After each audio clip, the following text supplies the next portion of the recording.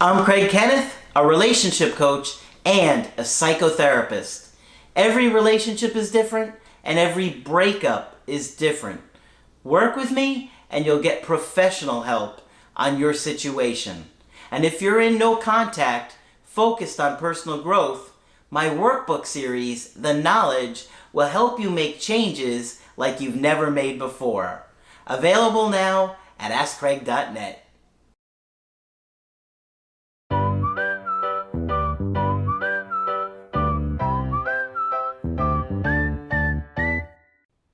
Hi there, I'm Coach Craig Kenneth. And I'm Coach Victoria. And in this video, we're going to be talking to you about a game plan for your breakup. Very important. You know, when you're going through a breakup, your whole life can feel upside down in so many ways. You know, your life with your partner that was maybe stable or that you could count on, now that feels gone, it feels empty.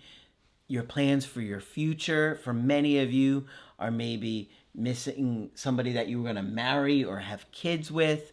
So a lot can be up in the air. It can be so overwhelming and so confusing. You have to have some ideas on how to navigate it. And you got to think about what you're trying to accomplish and what you're trying to do. More so than just get your ex back. Right. Because they do have a right to live their life in a way that makes them happy.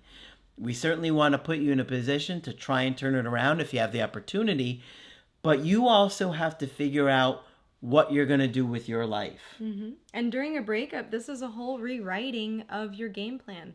You know, you had built a future in your mind with this person, and now you are having to rewrite what your life looks like. For some of you, this is something immediate. Some of you have to move out of a partner's home and have to have a game plan of where am I going to lay my head at night, right? And for some of you, it might look a little different. Maybe it's in 5 years or 10 years that you had these plans and goals with your partners or hopes and dreams that now you have to rewrite for yourself. What does that look like for me now as a single person instead of a partnered person? Yep. But like if you think about getting in a car and you usually have a destination in mind, you have to figure out how to get there.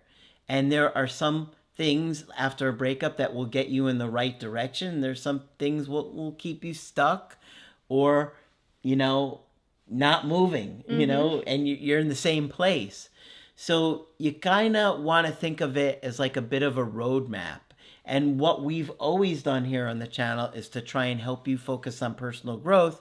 So if they come back, you're a lot more likely to turn it around, to reattract them. If not, you can still use the skills and the strategies that we teach to find somebody else that you can have a great connection with. Right. And I'll say trust the skills and strategies and trust yourself. Yep. I had a very good mentor growing up that would say, you know, we might not know all of the inner workings of how a GPS works to how it takes us from point A to point B. Maybe some of you engineers and stuff out there know that. I don't know that. But some of you don't know how a GPS works, but you still trust it to take you from point A to point B, right? So in learning these relationship skills, in learning about attachment, in working on yourself, you have to be able to trust the process as you're moving towards your direction. It's not always going to look pretty. It's not always going to look like instant results, but being able to trust that you'll get from point A to point B with direction. Absolutely. And so, you know, in the beginning, you're especially overwhelmed and confused about where to go, what to do, how to navigate it. But over time, you've got to do what you can to put your life back together like an adult.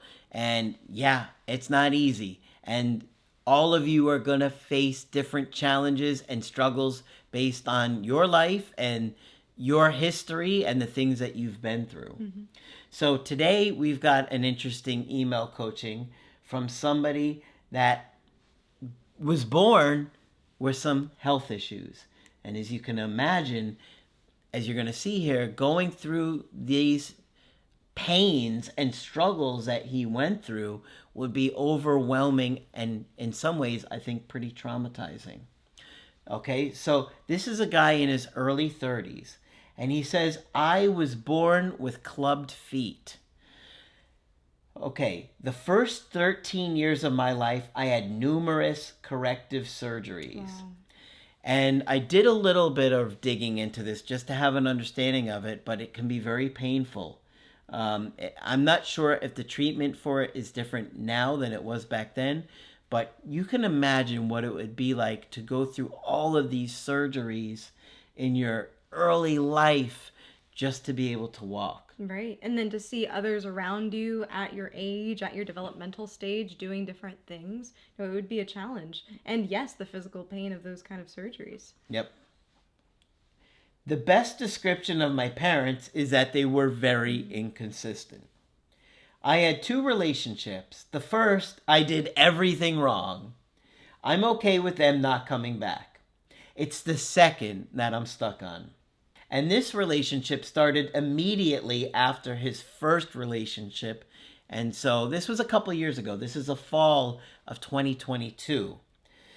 Now, it sounds like it wasn't exactly healthy for him to go from one relationship to the next. You got to think about those things because then if that doesn't work out, now you got to deal with two breakups. Right. That's a lot. He says, you could say it was a rebound. I was thinking maybe it was. I was also looking for commitment. We got into a relationship pretty quick. We went on really great dates. The zoo, a movie theater where you can eat dinner while you're watching the movie, and a farm date thing. I don't know what that is. That's what you put, a farm date thing. A farm date thing. A farm date thing. I like You that. like that farm date thing? That sounds like a lot of fun. I think you love that. We were intimate. I even had my first kiss in the parking lot of an Applebee's. How dare he bring up Applebee's? You were crying there? He was Don't kissing you there. dare. Applebee's. There for all your emotions. He said, cue the theme song. It ended in the spring of 2023.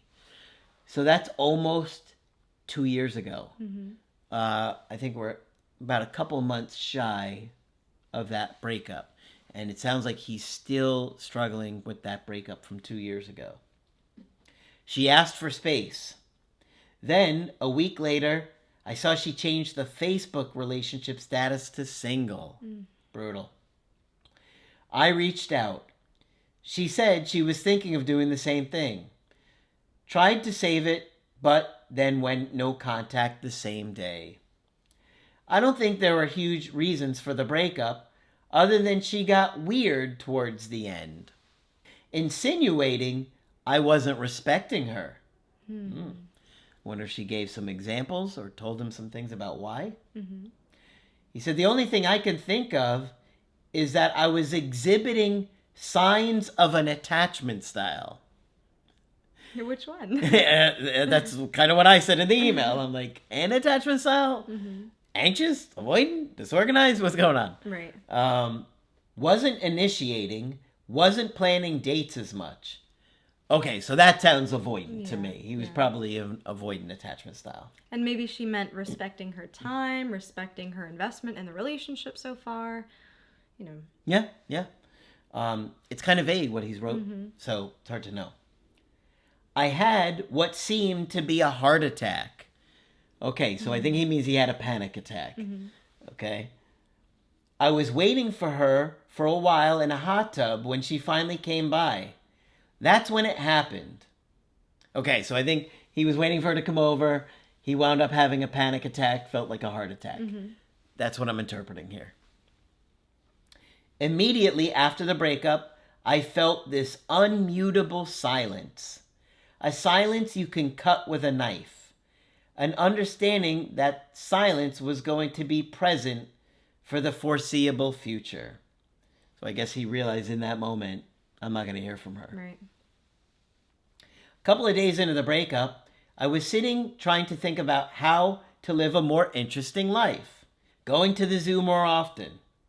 My dog brushed her nose on my leg, and I lost it. Didn't hurt my dog. She's the best thing going for me right now.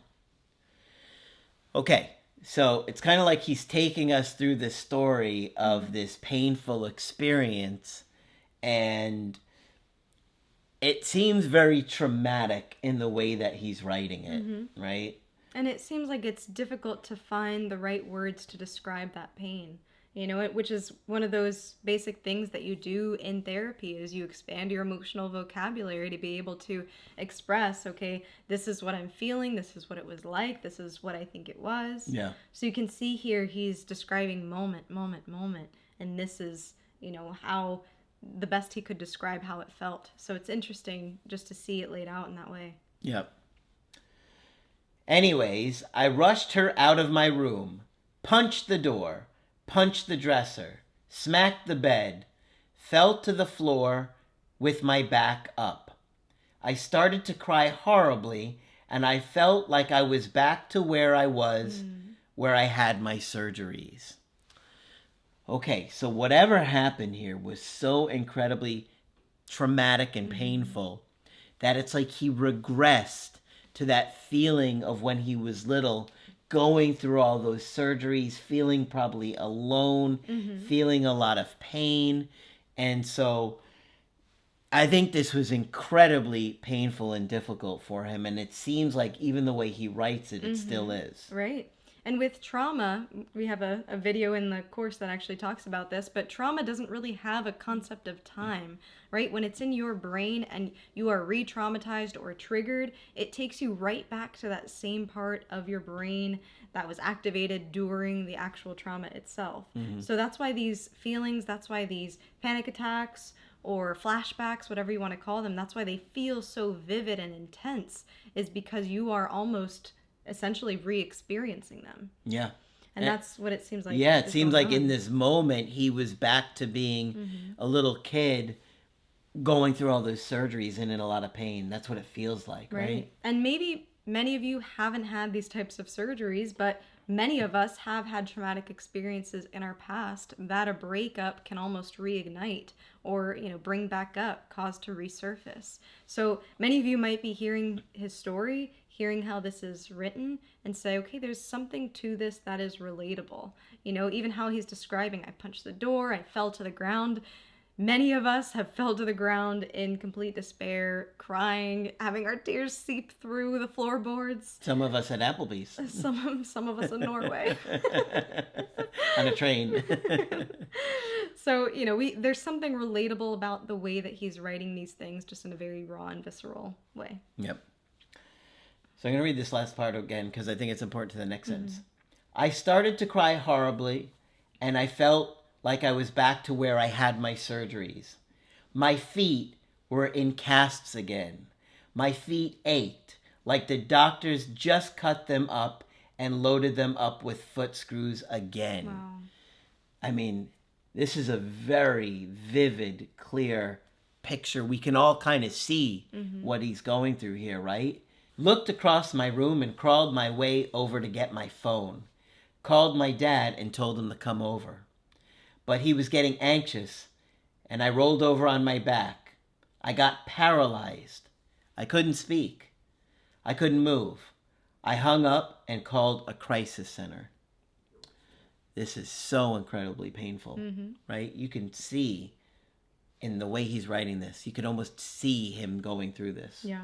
And he did the right thing here. He was in a complete desperate state. He was able to contact resources. So I don't know where some of you live, but try to find out what these resources are for you and have them on hand. It's important to know what's available in your area. I want to say in Florida, at least, it's 988. I think that's national, actually. So keep these resources on hand because they are helpful. Absolutely. And in this moment, he's trying to understand what's going through him. He doesn't know, but he knows that he needs somebody else on the other line. I will warn you, some of these hotlines, things like that, they might have you wait. So I hope they have some good hold music. I know, it's just one of those things with the system. Is this the Bee Gees? All right. It's just the way it is, but be patient, please. It took me north of 20 minutes to get over all of this. I literally felt abandoned. I've spoken with numerous therapists. None of them seem to have helped.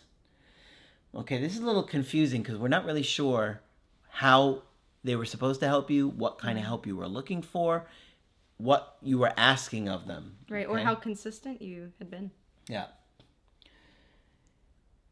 He says, what's your game plan to getting better? This is such a vague question. Okay? He says, I'm going through the workbooks and I'm looking at doing the creative healing course.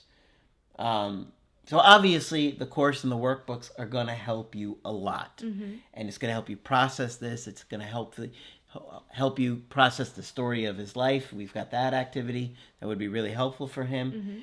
But this is tough because, and I even told him in the email coaching, I'm like, you're leaving this very vague in how you want me to help you and what your questions are. Obviously, a good trauma therapist would make a world of difference. So if you can find a therapist that specializes in trauma, that would be great.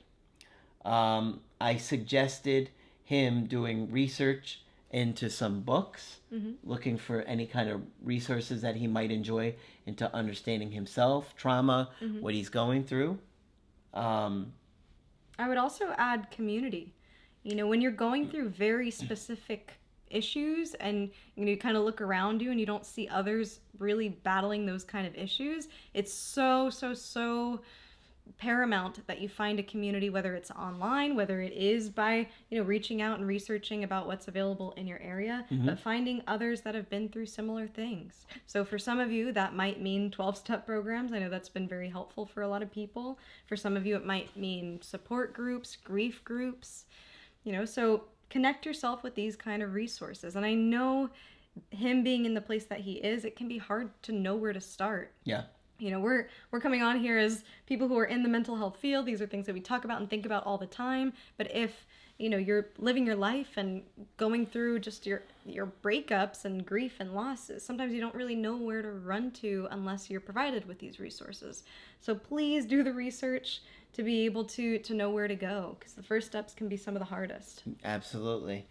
And, he mentioned having a dog, so maybe taking his dog to the dog park could be a good place where he could get some interactions and meet people. I don't know what his social life is like. It feels like he's isolated. It feels like he's very alone here, just on the way he writes this. I could be wrong. So that would be good. I suggested looking into some meetup groups. If there's any activities or things that he enjoys, maybe he can find some people with similar interests. Maybe check out the local library. Sometimes there's groups there, different kind of clubs and activities going on in those social environments, or church. And I would also say stay consistent with the therapy. So if you're going through 5 or 10 therapists and you're like, nah, I don't like any of them, right? Then it might be a consistency issue.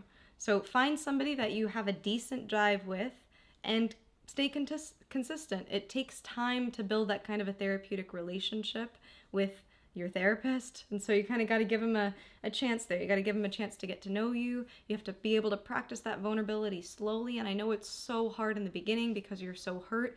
It can be hard to even describe what you're going through, but once you get through some of those first hurdles, then you start to feel a little bit better, and you get a little bit more strength to keep going. Yep.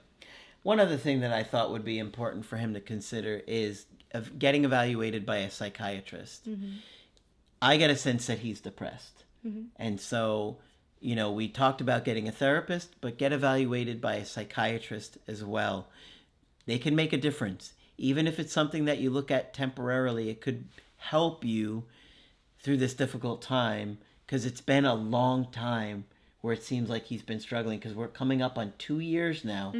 And it seems like he's looking for help, but it almost feels like he's in the early stages of a breakup and he's lost and confused here. Right.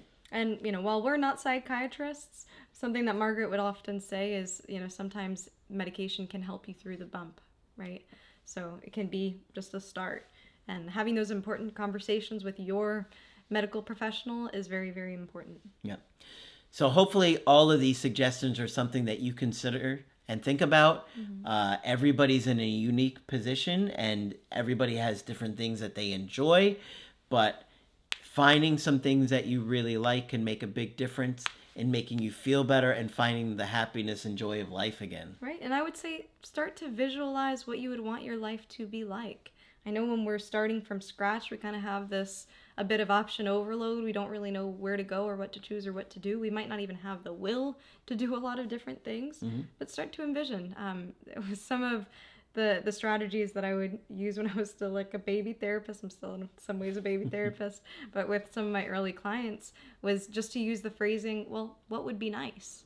It might be difficult to say like, well, what do you want? What do you desire? What are some of your goals? That might be a little bit challenging if you're depressed, but you might be able to say, it would be nice to go to the dog park. It would be nice to have a group of friends. Might be nice to go to Paris, So Yeah. starting small, starting with things that are attainable, and then, feeling a little bit better, getting a bit more strength, and going from there. And also thinking about what your goals are. Because in order to get someplace, you have to know what your goal is, where your directions are, like where you're trying to go here. And so you got to think about, well, what would I like my life to be like 6 months from now, a year from now? And you, in many ways, you need to figure out that way without your ex in mind. Right. You need to decide what you want for yourself, regardless of what happens for with your ex. And you could even start with tomorrow. What do you want tomorrow to look like? Yeah. Gonna have a nice hearty breakfast. You'd like some Frankenberry cereal? Actually, that sounds nice. That would be nice. You and my daughter can have some together. That would be nice.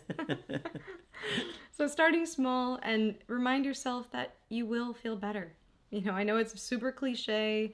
Everyone says that, oh, things will get better, but it's true. You have to give yourself that compassion. You also have to be slowly working towards those steps in order for that to be true. So. All right. So hopefully you found this one helpful. Of course, if you want to get our help personally, you can do that on my website, askcraig.net. I do email coaching and I do Skype. Coach Victoria is also available for Frankenberry cereal. I'm here whenever you'd like to chat. Just click on her name at the top of the website to schedule with her. But that's it for this video. I'm Coach Craig Kenneth. And I'm Coach Victoria. And we will talk with you soon.